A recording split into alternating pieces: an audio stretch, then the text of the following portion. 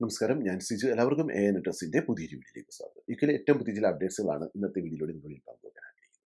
ആദ്യം തന്നെ യുകെയിലെ ഫാമിലി വിസയുമായിട്ട് ബന്ധപ്പെട്ട ചില കാര്യങ്ങളാണ് ഇന്നത്തെ പത്രങ്ങളിൽ പ്രധാനപ്പെട്ട ഒരു വാർത്ത. നമുക്കറിയാമല്ലോ, കഴിഞ്ഞ വർഷം ഋഷി സുനക്കിന്റെ നേതൃത്വത്തിലുള്ള മന്ത്രിസഭ യുകെയിലെ ഫാമിലി വിസയിൽ അവരുടെ പാർട്ണറെ കിഡ്സിനെ യുകെയിലേക്ക് കൊണ്ടുവരുന്നതിനുള്ള മിനിമം സാലറി 18,700 പൗണ്ടിൽ നിന്ന് 29,000 പൗണ്ടാക്കി കൂട്ടിയിരുന്നു.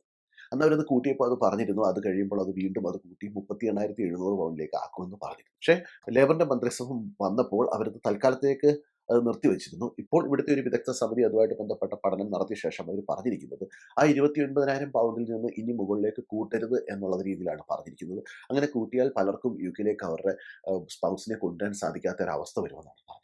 അതുകൊണ്ട് തന്നെ ഇപ്പോൾ യുകെ ഗവൺമെന്റ് പ്ലാൻ ചെയ്തിരിക്കുന്നത് ഇതുവരെയുള്ള നിർദ്ദേശങ്ങൾ അനുസരിച്ച് അവർക്ക് മിക്കവാറും ആ 29,000 പൗണ്ട് സാലറി ത്രഷോൾഡിൽ തന്നെ ആയിരിക്കും നിർത്തുന്നത്. ഇത് നമ്മുടെ നോർമൽ വർക്ക് വിസയിൽ വരുന്നവരുടെ ഡിപ്പെൻഡൻസിന്റെ കാര്യമല്ല.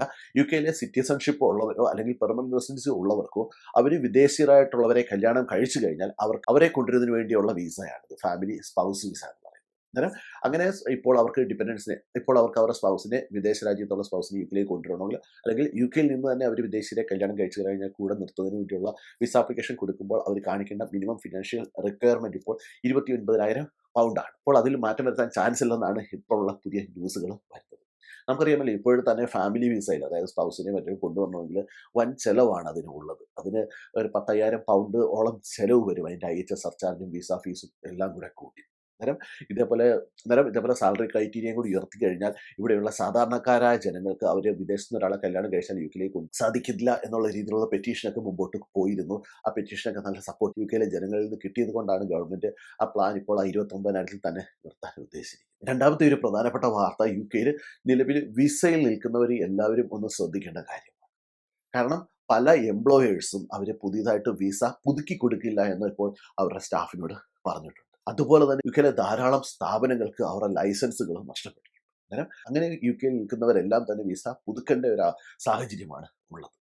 ഇപ്പോൾ നമ്മൾ വർക്ക് ചെയ്യുന്ന സ്ഥലത്ത് നമ്മുടെ എംപ്ലോയർ വിസ പുതുക്കി തരുന്നില്ല എന്നുണ്ടെങ്കിൽ നമുക്ക് ഒന്നുകിൽ നമ്മൾ തിരിച്ച് നാട്ടിലേക്ക് പോകേണ്ടി വരും, അല്ലെങ്കിൽ പുതിയൊരു എംപ്ലോയറെ കണ്ടെത്തേണ്ടി വരും. ഈ രണ്ട് സാഹചര്യമാണ് നമുക്ക് മുമ്പിലുള്ളത്. ഇപ്പോൾ യുകെ ഗവൺമെന്റ് ഒരു കണക്കനുസരിച്ച് 10,000-ന് മുകളിൽ ആൾക്കാരാണ് ഇപ്പോൾ യുകെയിൽ പുതിയതായിട്ടൊരു എംപ്ലോയറെ കണ്ടെത്താൻ വേണ്ടി വെയിറ്റ് ചെയ്യുന്നത്. അതായത് 10-15 ലക്ഷം രൂപ ഒരു ഏജൻസിക്ക് കൊടുത്തുകൊണ്ട് യുകെയിലേക്ക് വരുന്നു. യുകെയിലേക്ക് വന്നു കഴിയുമ്പോൾ 1-2 വർഷം കഴിയുമ്പോൾ അവർ ആ വിസ പുതുക്കി തരുന്നില്ല എന്ന് പറയും. അല്ലെങ്കിൽ ചില എംപ്ലോയേഴ്സ് ചെയ്യുന്നതെന്ന് പറഞ്ഞു കഴിഞ്ഞാൽ വീണ്ടും 10-15 ലക്ഷം രൂപയാണ് ഒരു സ്റ്റാഫിൻ്റെ അടുത്ത് ചോദിക്കുന്നത് അവരുടെ വിസ പുതുക്കി കൊടുക്കാൻ. സത്യം പറഞ്ഞാൽ ഇത് ഇവിടുത്തെ നിയമത്തിന് എതിരായിട്ടുള്ള ഒരു കാര്യമാണ്. പക്ഷേ എല്ലാവരും തന്നെ, ഇവിടെ ഉള്ളവരെല്ലാവരും തന്നെ പേടിച്ച് വിസ പുതുക്കി കിട്ടില്ല അല്ലെങ്കിൽ ഇവിടുന്ന് തിരിച്ചു പോകേണ്ടി വരും എന്ന് പേടിച്ചുകൊണ്ട് ആ പൈസ കൊടുത്ത് വീണ്ടും റിന്യൂ ചെയ്യാൻ വേണ്ടി തയ്യാറാകുകയാണ്. അന്നേരം നമ്മുടെ അവസ്ഥ അവർ മുതലാക്കിയാണ് പല എംപ്ലോയേഴ്സ്. അതുപോലെ തന്നെ ഹോട്ടൽ ബിസിനസ് ഒക്കെ തുടങ്ങിയ ഒരുപാട് ആൾക്കാർ, ഈ വിസ കച്ചവടത്തിന് വേണ്ടി മാത്രമായിട്ട് ഹോട്ടൽ ബിസിനസ് തുടങ്ങിയ ഒരുപാട് ആൾക്കാരുണ്ട്. അവർ 5-6 പേരെയൊക്കെ 10-20 ലക്ഷം രൂപ വെച്ച് മേടിച്ച് യുകെയിലേക്ക് കൊണ്ടുവരികയും 1 വർഷമോ 2 വർഷമോ കഴിയുമ്പോൾ അവർ വിസ പുതുക്കി കൊടുക്കുന്നില്ല, നിങ്ങൾ വേറെ എംപ്ലോയറെ കണ്ടെത്തുക, അല്ലെങ്കിൽ ഞങ്ങൾ ഹോട്ടലിൽ വെക്കുകയാണെന്നൊക്കെ പറഞ്ഞുകൊണ്ട് വന്നവരെ എല്ലാം ഇപ്പോൾ ബുദ്ധിമുട്ടിലാക്കിയിരിക്കുകയാണ്. അതായത് 10-15 ലക്ഷം രൂപ കൊടുത്ത് യുകെയിലെത്തി ഈ 3 വർഷം കൊണ്ട് ആ 15 ലക്ഷം രൂപ പോലും ഉണ്ടാക്കാൻ സാധിക്കാത്ത ഒരുപാട് പേരുണ്ട്. ആ കടം പോലും തീർക്കാൻ സാധിക്കാത്ത ഒരുപാട് പേരുണ്ട്. അന്നേരം അവരുടെ അടുത്തൊക്കെ വീണ്ടും വിസയ്ക്ക് പൈസ ചോദിക്കുന്നു, അല്ലെങ്കിൽ പുതിയൊരു എംപ്ലോയറെ കണ്ടെത്താൻ പറയും. ഇത് വളരെ വേദനാജനകമായ ഒരു കാര്യമാണ്. കാരണം ഇനിയും 15 ലക്ഷം രൂപ കൊടുത്ത് ഇവിടെ നിന്ന് കഴിഞ്ഞാൽ വീണ്ടും നമ്മൾ 2 വർഷം കഴിയുമ്പോൾ പെർമനന്റ് റെസിഡൻസിന് സമയമാകും. 5 വർഷം കഴിയുമ്പോൾ നമുക്ക് പെർമനന്റ് റെസിഡൻസി ഇപ്പോഴത്തെ നിയമം അനുസരിച്ച് നമുക്ക് കിട്ടുന്നതാണ്. ഇനി എന്തെങ്കിലും മാറ്റം വരുമോ എന്ന് വരും ദിവസങ്ങളിൽ നമുക്ക് അറിയാൻ സാധിക്കുന്നതാണ്. അങ്ങനെ പെർമനന്റ് റെസിഡൻസി എടുക്കണമെങ്കിൽ പോലും വൻ ചെലവാണ്. ഒരാൾക്ക് ഏകദേശം 3,000-ന് മുകളിലാണ് ഒരാൾക്ക് മാത്രം പെർമനന്റ് റെസിഡൻസിക്ക് വേണ്ടി അപ്ലൈ ചെയ്യുന്നതിന്റെ ചെലവ്. അങ്ങനെ ഒരു ഫാമിലിയൊക്കെ ആകുമ്പോൾ 12,000 പൗണ്ട് ഏറ്റവും കുറഞ്ഞത് 4 പേരുള്ള ഒരു ഫാമിലിക്ക് പെർമനന്റ് റെസിഡൻസിക്ക് വേണ്ടി അപ്ലൈ ചെയ്യാൻ വേണ്ടി ചെലവാകും. അതായത് ഇങ്ങോട്ട് വരാൻ നേരം 15 ലക്ഷം രൂപ കൊടുക്കുന്നു, വിസ പുതുക്കാൻ വേണ്ടി 15 ലക്ഷം രൂപ കൊടുക്കുന്നു, പിന്നെ അതുപോലെ പെർമനന്റ് റെസിഡൻസി എടുക്കാൻ വേണ്ടി 15 ലക്ഷം കൊടുക്കുന്നു. അങ്ങനെ ഈ 10-45 ലക്ഷം രൂപ നമ്മൾ ഇവിടെ വിസയ്ക്ക് വേണ്ടി മാത്രം ചെലവാക്കുമ്പോൾ ആ പൈസ ഉണ്ടാക്കിയെടുക്കുന്നത് തന്നെ വളരെ ബുദ്ധിമുട്ടായ ഒരു കാര്യം. ഇപ്പോൾ യുകെ ഗവൺമെന്റിന്റെ ഭാഗത്തു നിന്ന് ധാരാളം റെയ്ഡുകളാണ് എല്ലാ ദിവസവും നടന്നുകൊണ്ടിരിക്കുന്നത്. ഇങ്ങനെ റെയ്ഡുകൾ നടക്കുമ്പോഴും ഉള്ള പ്രശ്നമെന്ന് പറഞ്ഞു കഴിഞ്ഞാൽ, ഇങ്ങനെ റെയ്ഡുകൾ നടന്ന് എന്തെങ്കിലും കണ്ടെത്തി കഴിഞ്ഞാൽ അവിടെയുള്ള കമ്പനികളുടെയൊക്കെ ലൈസൻസ് നഷ്ടമാകും. ആ ലൈസൻസ് നഷ്ടമായാൽ അവിടെ വർക്ക് ചെയ്യുന്നവർക്കെല്ലാം ഹോം ഓഫീസിന്റെ നോട്ടീസ് വരും, 60 ഡേയ്സിനുള്ളിൽ തിരിച്ചു പോകണമെന്ന് പറഞ്ഞു. ഇപ്പോൾ ഇവിടെ യുകെയിൽ സ്കോട്ട്ലാൻഡ്, വെയിൽസിലൊക്കെ ഒരുപാട് നഴ്സിംഗ് ഹോമുകളിൽ വേക്കൻസികളുണ്ട്. നിങ്ങളത് സെർച്ച് ചെയ്ത് അപ്ലൈ ചെയ്യാനുള്ള ശ്രമം നടത്തുക. നിങ്ങൾ യുകെയിൽ ഇപ്പോൾ ഏതെങ്കിലും കെയർ ഹോമിലോ അല്ലെങ്കിൽ നിങ്ങൾക്ക് നിങ്ങളുടെ ജോലി നിങ്ങൾക്ക് അവിടെ കണ്ടിന്യൂസ് ആയിട്ട് ചെയ്യാൻ സാധിക്കില്ല എന്ന് ഉറപ്പുണ്ടെങ്കിൽ, നിങ്ങളുടെ വിസ പുതുക്കി തരാൻ ചാൻസ് കുറവാണെങ്കിൽ, നിങ്ങൾ ഇപ്പോഴേ തന്നെ പുതിയ എംപ്ലോയറെ കണ്ടെത്താനുള്ള ഒരു ശ്രമം നടത്തിക്കൊള്ളുക. കഴിഞ്ഞ ദിവസം ഒരു കുട്ടി വിളിച്ചപ്പോൾ പറഞ്ഞത് യുകെയിൽ ഒരു ഫേമസ് ആയിട്ടൊരു ഗ്രൂപ്പാണ്. ആ ഗ്രൂപ്പിലും അവർ പറഞ്ഞേക്കുന്നത് അവരുടെ വിസ പുതുക്കി കൊടുക്കുകയില്ല. നിങ്ങൾ വേറെ ഏതെങ്കിലും എംപ്ലോയറെ കണ്ടെത്തണം എന്നാണ് പറഞ്ഞിരിക്കുന്നത്.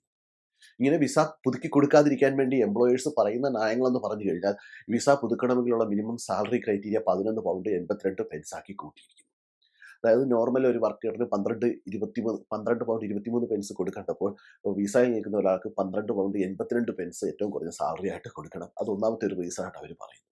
രണ്ടാമത് യുകെ ഗവൺമെന്റ് ഇവിടുത്തെ COS വരുത്തിയ മാറ്റങ്ങൾ, COSന് വേണ്ടിയുള്ള ചാർജിൽ അവർ ക്രമാതീതമായ മാറ്റം വരുത്തിയിട്ടുണ്ട്. 32% അവർ ഇപ്പോൾ കൂട്ടിയിരിക്കുന്നത്. അതായത് എംപ്ലോയർ ഒരു COS ഇഷ്യൂ ചെയ്യണമെങ്കിൽ അതിന്റെ ചെലവ് ക്രമാതീതമായിട്ട് കൂടിയിരിക്കുകയാണ്. അന്നേരം അതും ഇവിടെ പല എംപ്ലോയേഴ്സും ഇപ്പോൾ പുതിയതായിട്ട് COS കൊടുക്കുന്നതിന് മടി കാണിക്കുന്നതിന് കാരണമായിട്ട് പറയുന്നു.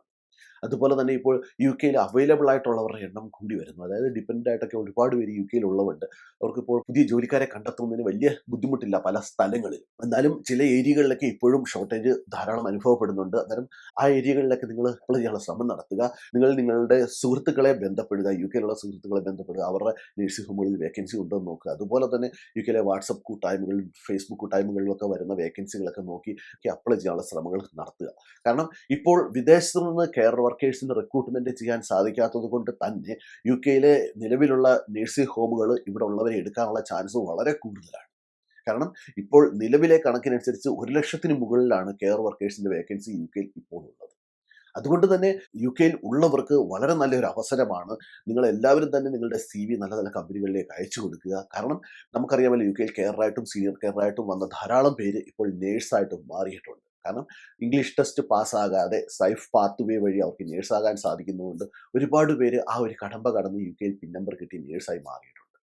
അതുകൊണ്ട് തന്നെ പല നേഴ്സിംഗ് ഹോമുകളിലും ഒരുപാട് വേക്കൻസികൾ വീണ്ടും കെയർമാർക്കും സീനിയർ കെയർമാർക്കും വന്നിട്ടുണ്ട്. അപ്പോൾ നിങ്ങൾ യുകെയിൽ എക്സ്പീരിയൻസ് ഉള്ളവരാണെങ്കിൽ നിങ്ങൾക്ക് അവസരം ലഭിക്കും. അതുകൊണ്ട് തന്നെ നിങ്ങൾ എല്ലാവരും എല്ലാ ദിവസവും നിങ്ങളുടെ അപ്ഡേറ്റഡ് ആയിട്ടുള്ള CVകൾ അയക്കാൻ ശ്രദ്ധിക്കുക. പ്രത്യേകം ഒരു കാര്യം ഓർക്കുക, ഇങ്ങോട്ട് വന്നപ്പോൾ നിങ്ങൾ ഫേക്ക് എക്സ്പീരിയൻസ് സർട്ടിഫിക്കറ്റ് ഒക്കെയാണ് വെച്ച് വന്നിട്ടുള്ളതെങ്കിൽ ഒരു കാരണവശാലും ആ എക്സ്പീരിയൻസുകളൊന്നും നിങ്ങൾ ഇവിടെ വന്നു കഴിഞ്ഞ് പുതിയതായിട്ട് CV അയക്കുമ്പോൾ വെക്കരുത്.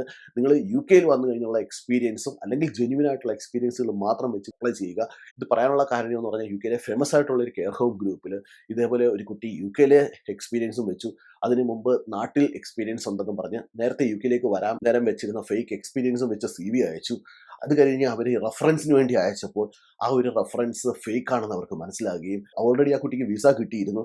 വിസ കിട്ടിക്കഴിഞ്ഞാണ് ഈ റെഫറൻസിൻ്റെ അത് ഫേക്ക് ആണെന്ന് അവർക്ക് മനസ്സിലാകുകയും അങ്ങനെ അവർ ആ വിസ ക്യാൻസൽ ചെയ്തു. അപ്പോൾ ഇവിടെ വന്ന തെറ്റെന്ന് പറഞ്ഞു കഴിഞ്ഞാൽ, നേരത്തെ ഏതോ ഏജൻസിക്കാർ അവർക്ക് വേണ്ടി പ്രിപ്പയർ ചെയ്ത് കൊടുത്ത CV ആയിരുന്നു. ആ CVയിൽ വലിയ മാറ്റങ്ങളൊന്നും വരുത്താതെ യുകെയിൽ വന്നു കഴിഞ്ഞുള്ള വർക്ക് എക്സ്പീരിയൻസ് കൂടെ മാത്രം ആഡ് ചെയ്താണ് ആ കുട്ടി കൊടുത്തത്. അന്നേരം നിങ്ങൾ പ്രത്യേകം ശ്രദ്ധിക്കുക. നിങ്ങളുടെ ജെന്യുവൻ ആയിട്ട് എക്സ്പീരിയൻസ് അല്ല എന്നുണ്ടെങ്കിൽ, യുകെയിലേക്ക് വരാൻ നേരം നിങ്ങൾ വെച്ചിട്ടുള്ളത് ജെന്യുവൻ ആയിട്ടുള്ള എക്സ്പീരിയൻസ് അല്ല എന്നുണ്ടെങ്കിൽ ഒരു കാരണവശാലും ഇനി പുതിയ സ്ഥലങ്ങളിലേക്ക് നിങ്ങൾ നിങ്ങളുടെ CV അയക്കുമ്പോൾ ആ ഫേക്ക് എക്സ്പീരിയൻസ് ഒന്നും വെക്കരുത്. നിങ്ങളുടെ യുകെയിലെ എക്സ്പീരിയൻസ് മാത്രം മതി ഇവിടെയുള്ള എംപ്ലോയേഴ്സ് നിങ്ങളെ സെലക്ട് ചെയ്തെടുക്കുന്നതിന് വേണ്ടി. നിങ്ങളുടെ യുകെയിലെ റെഫറൻസും മാത്രം മതി അവർക്ക് നിങ്ങളെ സെലക്ട് ചെയ്യാൻ. അതുകൊണ്ട് തന്നെ നിങ്ങൾ പുതിയ CV ക്രിയേറ്റ് ചെയ്യുക, നല്ലതുപോലെ പുതിയ CV ക്രിയേറ്റ് ചെയ്യുക. യുകെയിലെ എക്സ്പീരിയൻസ് അതിനകത്ത് മെൻഷൻ ചെയ്തുകൊണ്ട് തന്നെ പുതിയ കമ്പനികളിലേക്ക് അയക്കുക. നിങ്ങൾക്ക് ധാരാളം അവസരങ്ങൾ യുകെയിലുണ്ട്. നിങ്ങളത് സെർച്ച് ചെയ്യണം. നിങ്ങൾക്ക് ജോലി ചെയ്യാൻ റെഡിയാണെങ്കിൽ, നിങ്ങൾ കഷ്ടപ്പെടാൻ തയ്യാറാണെങ്കിൽ യുകെയിൽ നിങ്ങൾക്ക് ₹1 പോലും ചെലവാക്കാതെ ഇനിയും പുതിയ വിസകൾ നിങ്ങൾക്ക് നേടിയെടുക്കാൻ സാധിക്കും. പക്ഷേ വിദേശ രാജ്യങ്ങളിൽ നിന്നുള്ളവർക്കല്ല, യുകെയിലുള്ളവരുടെ കാര്യമാണ് ഞാൻ പറഞ്ഞത്. യുകെയിൽ നിങ്ങളിപ്പോൾ ജോലിയില്ലാതെ നിൽക്കുന്നവരാണെങ്കിൽ നല്ലത് എല്ലായിടത്തേക്കും നിങ്ങളുടെ CVകൾ അയക്കുക.